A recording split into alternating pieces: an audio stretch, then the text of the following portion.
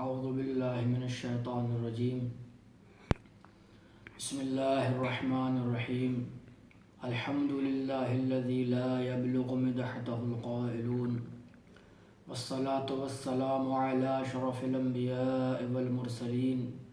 وعلى آلہ الطیبین الطاہرین اما بعد فقد قال اللہ تبارک وتعالی فی کتابہ الکریم وقولہ الحق بسم اللہ الرحمن الرحیم الف لام میم ذالک الکتاب لا ریب فیہ ھدی للمتقین صدق اللہ العلی العظیم۔ السلام علیکم ورحمۃ اللہ وبرکاتہ۔ محترم ناظرین، محترم سامعین، ہم سورہ البقرہ کی تفسیر بیان کر رہے ہیں۔ کل ہم نے اس سورہ کی 5 آیات کی تفسیر سے معرفت کا شرف حاصل کیا۔ آج ہم اس سورہ بقرہ کی آیت نمبر 6 سے اس کی تفسیر کا آغاز کریں گے۔ ارشاد خداوندی ہے، بسم اللہ الرحمن الرحیم، ان الذین کفروا سواء علیہم اانذرتہم ام لم تنذرہم لا یؤمنون۔ ارشاد خداوندی ہے کہ بے شک وہ افراد کہ جنہوں نے کفر اختیار کیا، سواء علیہم اانذرتہم، یعنی خطاب یہ پیغمبر اعظم صلی اللہ علیہ وآلہ وسلم سے ہے کہ جن لوگوں نے کفر اختیار کیا ہے برابر ہے، مساوی ہے کہ چاہے خواہ آپ ان کو ڈرائیں یا نہ ڈرائیں، آپ کا ان لوگوں کو میری بنسبت ڈرانا، جہنم کی بنسبت ڈرانا برابر ہے، کیونکہ یہ لوگ اب ایمان لے کر نہیں آئیں گے۔ ایک تو کفر کی قسم یہ ہوتی ہے کہ آپ کے سامنے اسلام کو پیش نہیں کیا گیا، وحدانیت کو، توحید کو پیش نہیں کیا گیا، اسلام کی دعوت نہیں دی گئی۔ ایک طرح کے وہ افراد ہیں، لیکن ان کے مقابل میں وہ افراد ہیں کہ جن کے سامنے اسلام کو پیش کیا گیا، توحید بیان کی گئی، اسلام کی طرف دعوت دی گئی، لیکن پھر بھی ان لوگوں نے ہٹ درمی اختیار کرتے ہوئے اسلام کی دعوت کو قبول نہ کیا، پیغمبر کو جھٹلایا اور اسلام کو قبول نہ کیا۔ تو یہ افراد کہ جنہوں نے کفر اختیار کیا ہے، یہ ان کافرین میں سے ہیں کہ جن کے سامنے اسلام پیش کیا گیا، انہوں نے ہٹ درمی اختیار کرتے ہوئے جان بوجھ کر ہر چیز کو سمجھتے ہوئے اسلام کا انکار کیا اور اس کو قبول نہ کیا۔ پیغمبر کرام صلی اللہ علیہ وآلہ وسلم کا انکار کیا کہ آپ اللہ کے بھیجے ہوئے نمائندے نہیں ہیں، نعوذ باللہ آپ غلط بیانی سے کام لے رہے ہیں، اور قرآن کریم جو نازل ہوا اس کو جھٹلایا کہ یہ اللہ کی نازل کردہ کتاب نہیں ہے، بلکہ یہ خود آپ نے ہی ایک کتاب لکھ دی ہے اور ہمارے سامنے پیش کی ہے۔ تو ان افراد کے حوالے سے اللہ کہہ رہا ہے کہ اے پیغمبر، اے محمد، اگر آپ ان کو ڈرائیں گے تو بھی کوئی فائدہ نہیں ہے، نہ ڈرائیں تو بھی کوئی فائدہ نہیں۔ کانہو، یعنی گویا ڈرانا اور نہ ڈرانا مساوی ہے ان افراد کے سامنے کہ جنہوں نے جان بوجھ کر اسلام کو قبول نہیں کیا، اب یہ ایمان لے کر آنے والے نہیں ہیں۔ تب انہی افراد کے حوالے سے اگلی آیت میں ارشاد خداوندی ہے کہ ختم اللہ علی قلوبہم، یعنی یہ وہ افراد ہیں کہ جن کے دلوں پر مہر لگا دی اللہ نے۔ یہاں پر میں ایک بات یہ کہتا چلوں، کبھی کسی کے ذہن میں سوال پیدا ہو کہ جب اللہ نے مہر لگا دی ہے تو انسان ہدایت کیسے حاصل کرے گا؟ اللہ نہ زبردستی کسی کی ہدایت کرتا ہے اور نہ اللہ زبردستی کسی کو گمراہ کرتا ہے۔ گمراہی کا زمینہ بھی انسان خود ہی فراہم کرتا ہے پہلے مرحلے میں، اور ہدایت کا زمینہ بھی خود ہی انسان فراہم کرتا ہے پہلے مرحلے میں۔ جب انسان ہدایت کے مرحلے میں آگے بڑھتا ہے تو اب اللہ انسان کی ہدایت کرنے لگتا ہے اور اس کا ہاتھ جو ہے وہ اللہ تھام لیتا ہے۔ گمراہی کے حوالے سے بھی یہی ہے کہ انسان اپنے آپ گمراہ ہوتا ہے۔ اللہ نے انسان کے سامنے دونوں راستے بیان کر دیے، سیدھا راستہ بھی بیان کر دیا اور غلط راستہ بھی انسان کو دکھا دیا، اور انسان کو اختیار کے زیور سے آراستہ کر کر بھیجا۔ اب انسان کے اوپر ہے کہ وہ اچھے راستے پر چلے یا غلط راستے پر چلے۔ ختم اللہ علی قلوبہم، تو ان کے دلوں پر مہر لگ چکی ہے، یعنی ان کے دل جو ہیں وہ گناہ سے سیاہ ہو گئے ہیں، ان کے قلوب جو ہیں وہ ہٹ درمی کی وجہ سے پتھر کی طرح ہو گئے ہیں۔ اب ان کے دلوں پر کسی بھی طرح کی بات اثر انداز نہیں ہوگی۔ وَعَلَىٰ سَمْعِهِمْ، اسی طرح سے ان کے کانوں پر بھی مہر لگ چکی ہے۔ دیکھیے پیغمبر اعظم صلی اللہ علیہ وآلہ وسلم جب قرآن کریم خانہ کعبہ کے نزدیک کھڑے ہو کر سنایا کرتے تھے تو یہی افراد جو کافر تھے، یہی افراد کیا تھے، یہ اپنے کانوں پر، اپنے کانوں میں کیا ہے اولیاں دے لیا کرتے تھے تاکہ قرآن کریم کی آواز جو ہے وہ ان کے کانوں میں نہ جائے، اور دیگر افراد سے بھی یہی کہا کرتے تھے کہ دیکھو نعوذ باللہ یہ ساحر ہے، یہ جادوگر ہے، اگر تم نے اس کی آواز بہت خوبصورت ہے، اس کی آواز میں بہت لہن ہے، اگر تم نے اس کی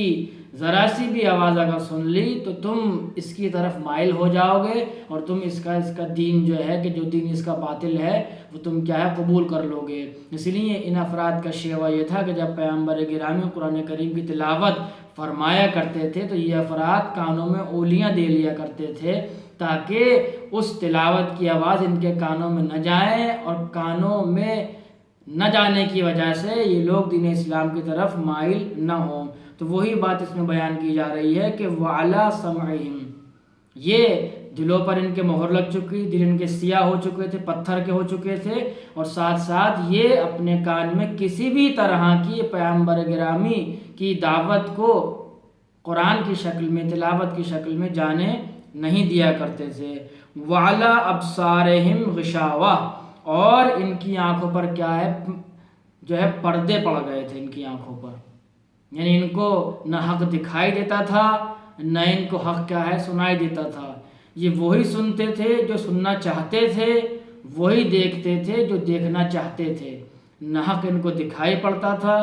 نہ حق ان افراد کو سنائی پڑتا تھا۔ وَلَهُمْ عَذَابٌ عَظِيمٌ،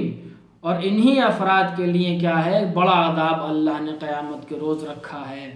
کہ جو افراد جان بوجھ کر حق کو سمجھ رہے ہیں کہ یہ حق ہے،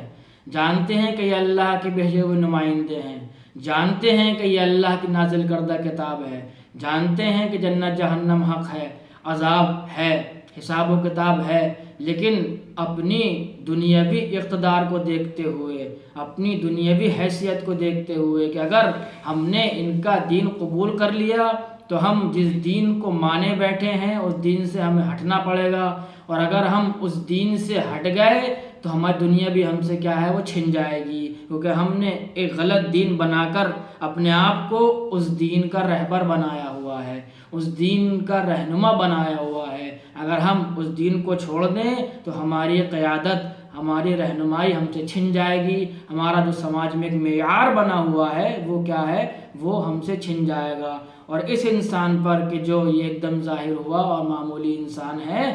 اس کے ہاتھ میں سب چیزیں کیا ہیں وہ چلی جائیں گی۔ اس لیے اللہ کہہ رہا ہے کہ ایسے افراد کے لیے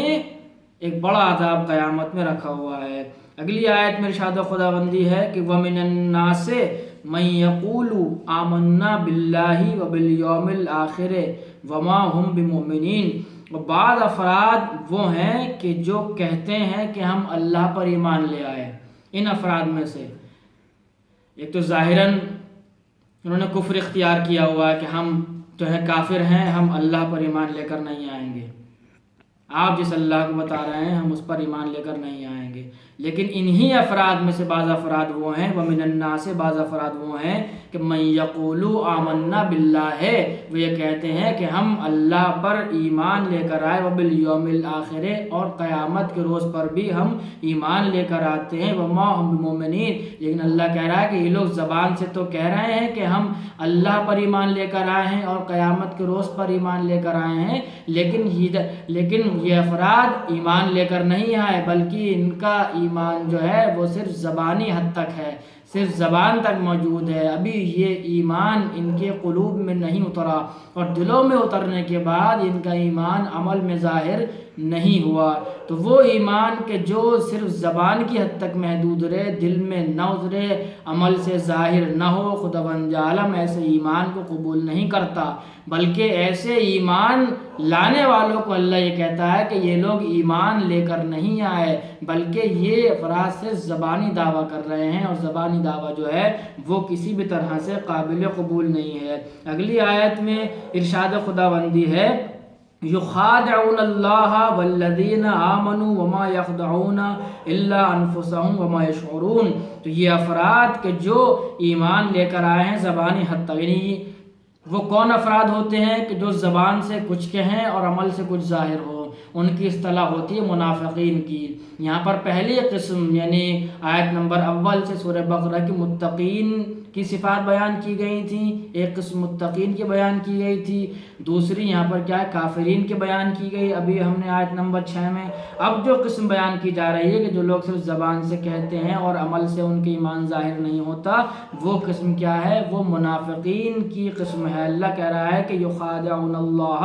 والذین آمنوا وما یخدعون الا انفسهم، یہ افراد کیا ہیں؟ اللہ کو دھوکہ دینا چاہتے ہیں، یعنی زبان سے کہتے ہیں کہ ہم تجھ پر ایمان لے کر آ گئے، لیکن عمل سے کچھ اور ان کے ظاہر ہے، عمل سے ان کے توحید ظاہر نہیں ہے، عمل سے ان کے اسلام ظاہر نہیں ہے، بلکہ عمل سے کیا ہے؟ ان کے منافقت ظاہر ہو رہی ہے۔ یہ ہیں تو کافر ہی عملی طور پر، لیکن زبانی طور پر صرف انہوں نے اپنے آپ کو بچانے کے لیے جو ہے ایمان اور اسلام کو قبول کیا ہے۔ یخادعون اللہ، یہ لوگ اللہ کو دھوکہ دینا چاہتے ہیں، والذین آمنوا، وہ لوگ جو ایمان لے کر آئے ہیں ظاہراً، وما یخدعون الا انفسهم، خداوند عالم کہتا ہے کہ یہ افراد صرف و صرف اپنے آپ کو دھوکہ دے رہے ہیں، مجھے دھوکہ نہیں دے سکتے۔ جو افراد یہ چاہتے ہیں کہ زبان سے اقرار کریں عمل سے اقرار نہ کریں، تو وہ